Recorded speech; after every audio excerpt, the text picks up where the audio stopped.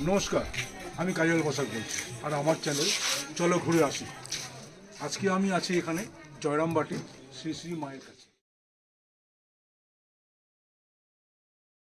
জয়রামবাটিতে বেড়াতে এসে আজ আমরা ঠাকুর রামকৃষ্ণদেবের স্মৃতি বিজড়িত শিহর গ্রাম দেখার জন্য বেরিয়ে পড়লাম। গ্রামের মাঠ ঘাট জল জমি পেরিয়ে আমরা প্রায় এখন শিহর গ্রামে পৌঁছেই গেছি। এই যে মন্দিরটা দেখছেন, এটি একটা দুর্গা মন্দির। শ্রী শ্রী ঠাকুরের ছোট ভাগনা হৃদয়, যাকে ঠাকুর আদর করে হৃদয় ডাকতেন, সেই হৃদয়ই এখানে দুর্গা পুজো করেছিলেন।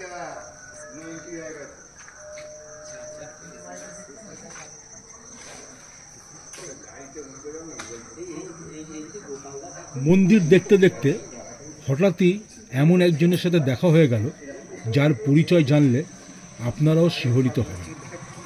তাহলে চলুন ওনার মুখ থেকেই ওনার পরিচয় এবং কিছু অজানা কথা জানা যাক। আপনি আপনার পরিচয়টা আগে দেবেন। আপনারা যে জায়গায় এসেছেন রামকৃষ্ণদেবের ভাগ্নে হৃদয় মুখার্জির বাড়ি। হৃদয় মুখার্জির মায়ের নাম হেমাঙ্গিনী দেবী। হেমাঙ্গিনী দেবী হচ্ছেন রামকৃষ্ণদেবের বড় দিদি। ছোট্টবেলার থেকে ঠাকুর মাকে যখন বিয়ে করে না, তার আগের থেকেই দিদি বাড়িতে আসতেন। দিদি খুব স্নেহ করতেন। বড়বেলায় ঠাকুর আর হৃদয় মুখার্জি দুজনে থাকতেন দক্ষিণেশ্বরে। মা ভবতারিণী মায়ের পুজো পাঠ করতেন। ওখান থেকে যখন আসতেন কামারপুকুর হয়ে হৃদয়ের বাড়িতে আসতেন। এখানে 2-1 রাত কাটিয়ে আবার চলে যেতেন দক্ষিণেশ্বর। আপনারা যে প্রথম দুর্গা মন্দিরটি দর্শন করলেন, স্বয়ং ভগবান রামকৃষ্ণদেব হৃদয় মুখার্জির দুর্গা মন্দির, ওখানে ঠাকুর হৃদয়কে নিয়ে 2 বছর দুর্গা পুজো করেছিলেন। 3 বছরের বেলায় ঠিক দুর্গা পুজোর সময়কালে ঠাকুর অসুস্থ হয়ে পড়েন দক্ষিণেশ্বরে। এমনই অসুস্থ হয়ে পড়েন যে বিছানা ছেড়ে দাঁড়াবার সাঙ্গতি ওনার নেই। তখন সেবা কাজ চালাতেন হৃদয় মুখার্জি। মা ভবতারিণী মায়েরও পুজো পাঠ করতেন হৃদয় মুখার্জি। ঠাকুর হৃদয়কে নিয়ে হৃদয়ের বাড়িতে 2 বছর দুর্গা পুজো করেছিলেন। 3 বছরের বেলায় দক্ষিণেশ্বরেতেই থাকেন। হৃদয়কে বোঝায় যে হৃদু, তোকে নিয়ে তোর বাড়িতে 2 বছর দুর্গা পুজো করলাম, এবছর তো আর আমি যেতে পারবো না তোর বাড়িতে দুর্গা পুজো করতে। হৃদয় মুখার্জি বলে, মামা তুমি যদি না যাও কে আমার বাড়িতে দুর্গা পুজো করবে? ঠাকুর তখন বলছেন, এবছর তুই করিস। হৃদয় মুখার্জি বলছে, মামা আমি পারবো, তুমি বলছো দুর্গা পুজো করতে। দুর্গা পুজো মহাপুজো 3-4 দিনের পুজো, এত মন্ত্র তো আমি জানি না। ঠাকুর বলছেন, হৃদু তুই যতটুকু জানিস ততটুকুই বলিস, আর মায়ের পায়ে যখন ফুল বেলপাতা নিবেদন করবি 2 ফোঁটা চোখের জল ফেলিস, থালি তো দুর্গা পুজো হয়েছে। হৃদয় মুখার্জি মামার কথা অনুযায়ী এসেছিলেন ওনার বাড়িতে। ষষ্ঠী সপ্তমী ওই মন্দিরে ঘট তুলে ঘটস্থাপন করে শুরু করেন পুজো। অষ্টমীতে ব্যাকুল হয়ে কাঁদছেন হৃদয় মুখার্জি। কাঁদতে কাঁদতে যখন সন্ধির আরতি তুলেছেন তখন দেখছেন ঠাকুর ধুতি পরে খালি গায়ে গলায় কাপড় জড়িয়ে ওই মন্দিরে দাঁড়িয়ে আছেন। হৃদয় মুখার্জিকে বলছে, ও হৃদু আমি এসেছি। তাহলে আপনারা দুর্গা মন্দির সম্বন্ধে জানলেন। আপনারা যে মন্দিরে বসে দর্শন করছেন স্বয়ং ভগবান রামকৃষ্ণদেব হৃদয় মুখার্জির নারায়ণ মন্দির। দক্ষিণেশ্বরে ঠাকুর সকালবেলা ঘুম থেকে উঠে হৃদয়কে জড়িয়ে ধরে কেঁদে বলছে, তুই আমাকে কাশী ধামে নিয়েছ এখনই। হৃদয় মুখার্জি বলে, মামা কাশী তো এখান থেকে অনেক দূর, তুমি ওখানে কি করতে যাবে? ঠাকুর বলছেন, ওখানে তৈলঙ্গ স্বামী আছেন, ওনাকে একটু দেখতে ইচ্ছা করছে। হৃদয় মুখার্জি তাই মামাকে নিয়ে গেছিলেন কাশী ধামে। তৈলঙ্গ স্বামীর সঙ্গে দেখা করিয়ে 2-1 দিন ছিলেন ওনারা। তৈলঙ্গ স্বামীর কাছে যখন ভগবান রামকৃষ্ণদেব যে দাঁড়িয়েছেন, তৈলঙ্গ স্বামী একটি শালগ্রাম শিলা ভগবান রামকৃষ্ণদেবের হাতে তুলে দেন, যেটিকে আমরা নারায়ণ বলি। ওই শালগ্রাম শিলাটি ভগবান রামকৃষ্ণদেব নিয়ে এসে হৃদয়ের বাড়িতে প্রতিষ্ঠা করেন, নামকরণ করেন শ্রীধর। ওই যে দেখুন উনি সিংহাসনে বসে আছেন। পাশে একটি মাটির বাড়ি দেখছেন, ছোট্ট পাড়া টিনের চাল, আগে খড়ের চাল ছিল। ওই মাটিটি প্রায় 200 বছরকার।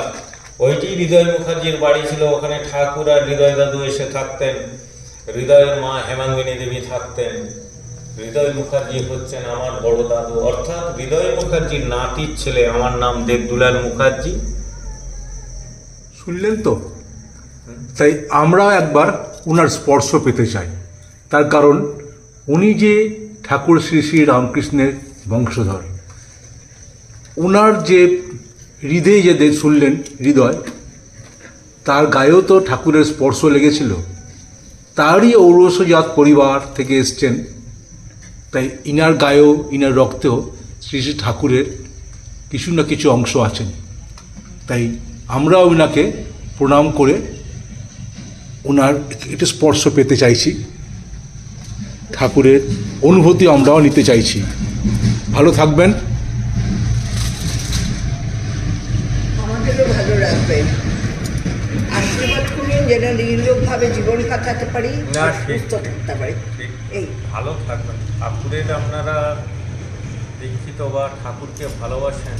হ্যাঁ, আমি সকলেই ঠাকুরের ভালো দীক্ষিত। থাকবেন। মন্দির কতক্ষণ খোলা থাকে? আমি বন্ধ করে দিয়েছিলাম তো, আমি হ্যাঁ। জয়রামবাটি চলে যাবো এক্ষুনি। আচ্ছা। আপনারা এলেন বলে আবার খুলে দর্শন করালাম। সকালবেলা কখন খোলে মন্দির? সকাল 7:30টার মধ্যে পুজোয় বসে যাই আমি। আচ্ছা, তারপর সারাদিন কটা পর্যন্ত থাকে? এই এতক্ষণ। কটা বাজবে? 6টা আচ্ছা, আচ্ছা। 10-15। আচ্ছা। আর পাশের বাড়ি এখনো রয়েছে? হুম, পাশের বাড়িটা এখনো আছে, সেটা দিনের বেলা হলে দেখা যাবে। হ্যাঁ। আপনারা আর কে আছেন? আমরা হৃদের? 5 ভাই। হৃদয় মুখার্জির ছেলের নাম দক্ষিণাচরণ মুখোপাধ্যায়। আচ্ছা। দক্ষিণাচরণ মুখোপাধ্যায়ের ছেলের নাম বিশ্বনাথ মুখার্জি, অর্থাৎ আমার বাবা। আচ্ছা। বিশ্বনাথ মুখার্জির ছেলে হচ্ছে আমি, দেবদুলাল মুখার্জি। আচ্ছা। বুঝা গেল তো? হ্যাঁ। আপনার কে আছে? আনম্যারেড, বাহ, সাধু জীবন একদম। খুব ভালো।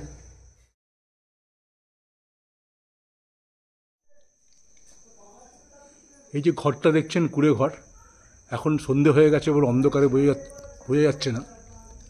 এই ঘরটাই হচ্ছে শ্রী শ্রী ঠাকুরের খুব আদরের ভাগনা হৃদয়বাবুর, যাকে ঠাকুর আদর করে সবসময় হৃদে বলেই ডাকতেন। এই সেই ঘর, স্মৃতি বিজড়িত, ঠাকুরের স্মৃতি বিজড়িত এই ঘর। প্রায় ঠাকুর আসতেন তার আদরের ভাগ্নে হৃদের কাছে।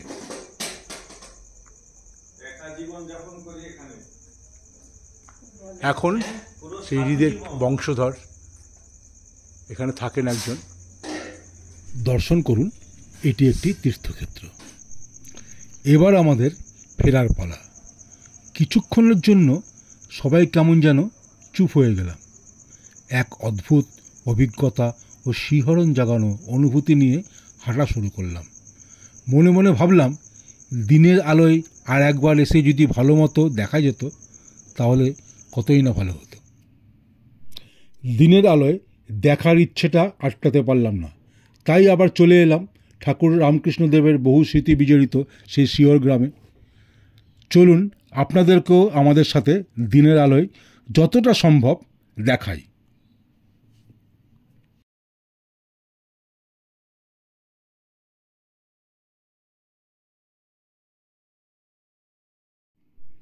এই সেই দুর্গা ঠাকুরের ছবি, যেই ছবিতে হৃদয় দুর্গাপূজা শুরু করেছিলেন। এখনো পর্যন্ত এই ছবিতেই এখানে দুর্গাপুজো হয়। এই হলো নারায়ণ মন্দির, যেখানে নিত্য শোভা হয়। এই হলো সামনে একটা চালার ঘর। দেখেছিস? হৃদয়। তারপরে এই হচ্ছে বাড়ি, গেট, পিছনে চালা দেখা যাচ্ছে। রাখি এখন। এখানে পরিষ্কার লেখা রয়েছে হৃদয় ভবন। রাতের বেলা ভিডিওতে এগুলো কিছু দেখা যাচ্ছিল না, তার জন্য বাধ্য হয়ে আজকে আমি দিনের বেলা এসে এই ছবিগুলো তুললাম। হৃদয়ের বাড়ি। হ্যাঁ।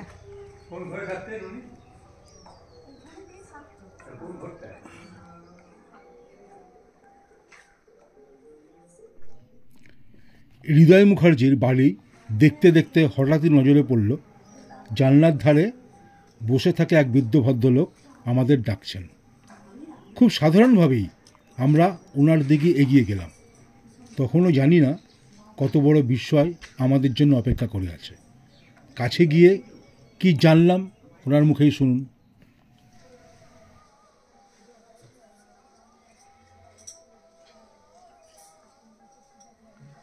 আশীর্বাদ করুন ভালো করে যেন শান্তি পাই।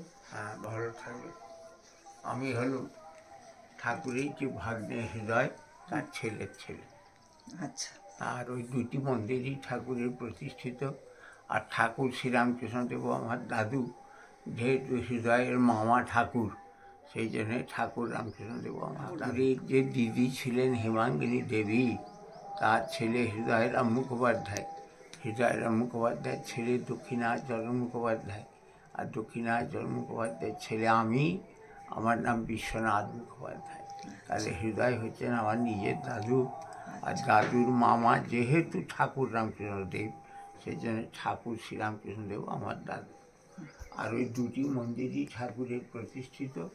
ওই দুটি মন্দিরে, এই মন্দিরে যে নারায়ণ আছেন, ঠাকুর যখন সাধনায় সিদ্ধিলাভ করে ভবতারিণী মায়ের দর্শন পেয়েছিলেন, তখন ঠাকুরের বয়স 34 বছর।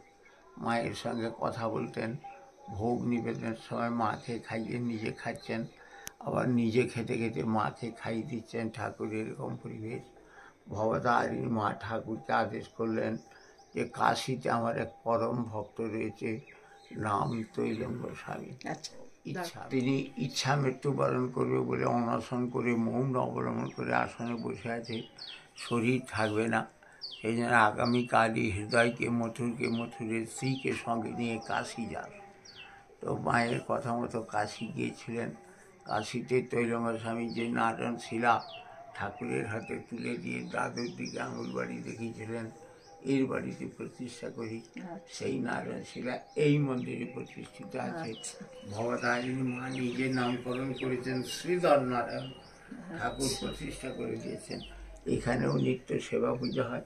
আর ওই যে দুর্গা মন্দিরে যে ফটো স্থাপন হয়ে আছে, ওই ফটো ভবতারিণী মায়ের আদেশ মতো ওই ফটো ঠাকুর স্থাপন করে প্রতিষ্ঠা করে দিয়েছেন। ওই ফটোতেই তাঁদের আমল থেকে ঘট স্থাপন করে সপ্তমী, অষ্টমী, নবমী পুজো হয়। কিন্তু বিজয়া দশমী, সন্ধি পুজো, নবপত্রিকা প্রবেশ মায়ের আদেশ অনুসারে করা চলে না। আচ্ছা, নবপত্রিকাও যাবে না, সন্ধি পুজোও হবে না, বিজয়া দশমী তো হবেই না। ভালো, মা এখানে থাকবেন। হ্যাঁ হ্যাঁ হ্যাঁ, খুব ভালো ভালো কথা। থাকবেন সব। হ্যাঁ। আর আপনি ঠাকুর সম্বন্ধে যদি কিছু হয় তাহলে বলুন না, যেহেতু আপনার পরিবারের সাথে যদি কোনো একটা ছোট ঘটনা। ছোট ঘটনা মানে শুনুন, ঘটনা ঠাকুরকে তো আমি দেখিনি, না না না আর হৃদয়কেও আমি দেখিনি। না, তাহলে ঘটনার সম্বন্ধে আমি কিছুই জানি না। আমি যেটুকু এই যে বাবার কাছ থেকে পেয়েছি, সেইটি দর্শনার্থীদের আমি বলি।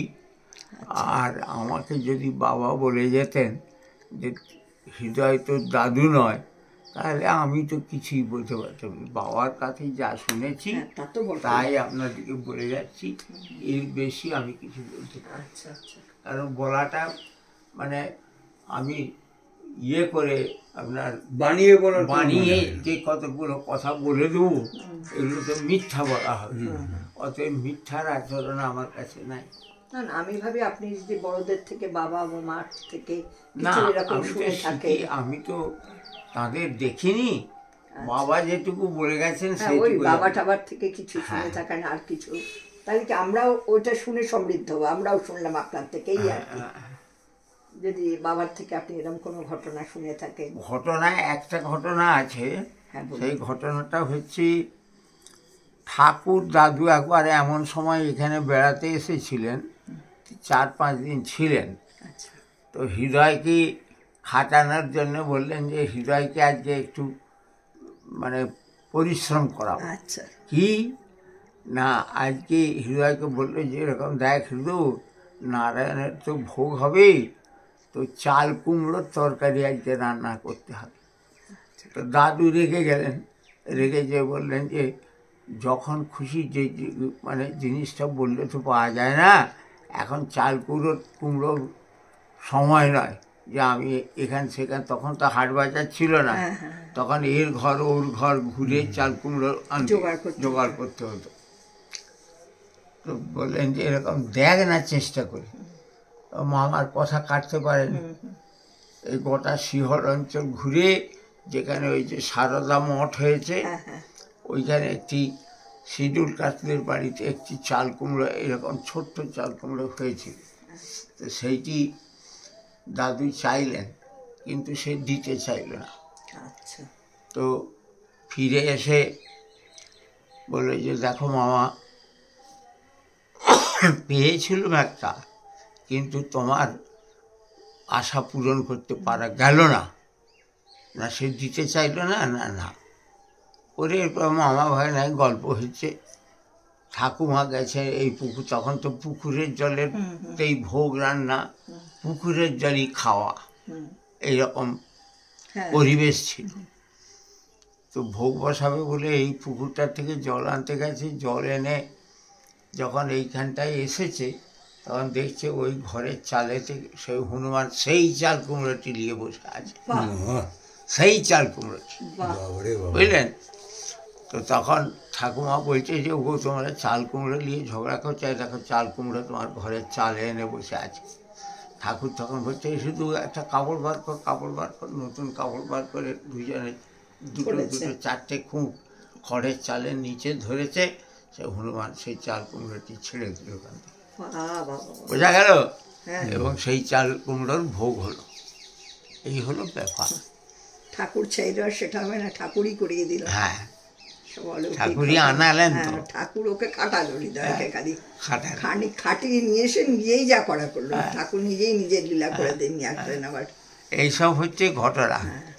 তো এই ঘটনাটি বাবার কাছে শুনেছিলাম, তাই আপনাদের পরিচয় দিলাম। ভালো থাকবেন সব। আপনি যতদিন থাকবেন ভালো, ততদিন আমরাও ভালো থাকবো। আপনার সাথেই ভালো থাকা মানে। শুনুন, মায়ের কাছে প্রার্থনা করি প্রত্যেকের জন্য, যে মা যেন সকলকেই ভালো রাখে। এইটাই হচ্ছে আমার। এইখানে একটু স্নান জল তুলসী পাতা সিঁদুরের আছে, আপনারা নিয়ে খান, কারণ আমি বুড়ো মানুষ তো হাত কাপড় করে। ওখানে দেখুন একটা করে তুলসী পাতা নেন, আর ওই বাটিতে স্নান জল আছে, খান। আজকের স্নান জল খান। শুনলেন তো, ঠাকুর শ্রী শ্রী রামকৃষ্ণের বংশধরের কাছে সরাসরি তার মুখেই ঠাকুরের কথা। আপনি নেন,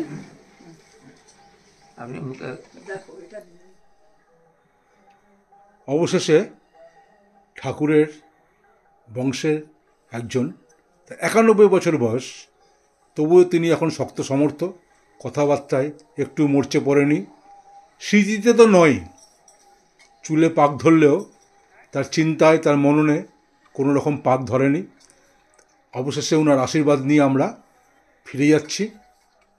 আবার কোনো দিন সময় হলে এসে ওনার সঙ্গে সাক্ষাৎ করব। ততদিন আশা করি উনি সুস্থ থাকবেন, এবং আমরাও মায়ের কাছে প্রার্থনা করি উনি সুস্থ থাকুন। এইভাবে আবার কোনো দিন আসলে আবার নতুন কোনো ঠাকুরের গল্প উনি করবেন, এই আশা রেখে আপাতত আমরা ফিরে যাচ্ছি। নমস্কার।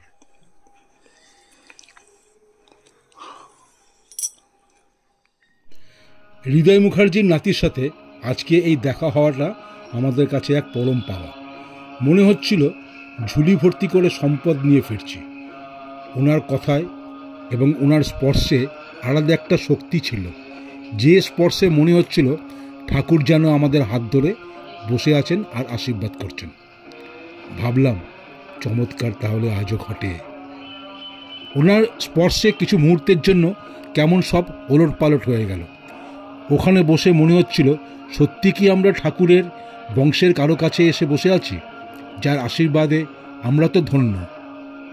তাই সময় থাকতে থাকতে আপনারাও একবার আশীর্বাদ নিতে চলে আসুন। আমি যে এখানে এসে ধন্য হয়েছি তার অংশীদার আপনাদেরকেও করার জন্য আমার এই ছোট্ট প্রয়াস। হ্যাঁ, আর একটা কথা, গতকাল রাতে যার সাথে আমরা কথা বলেছিলাম তিনি হলেন এই বিশ্বনাথ বাবুর ছেলে। পরের ভিডিওতে আপনাদের জন্য আরও একটা চমক অপেক্ষা করে আছে। তাহলে আজ আসি, নমস্কার। আর হ্যাঁ, আমার এই ভিডিওটা যদি আপনাদের ভালো লাগে তাহলে আমার এই চ্যানেলটিকে সাবস্ক্রাইব করবেন এবং ভিডিওটাতে লাইক, শেয়ার ও কমেন্ট করতে একদম ভুলবেন না।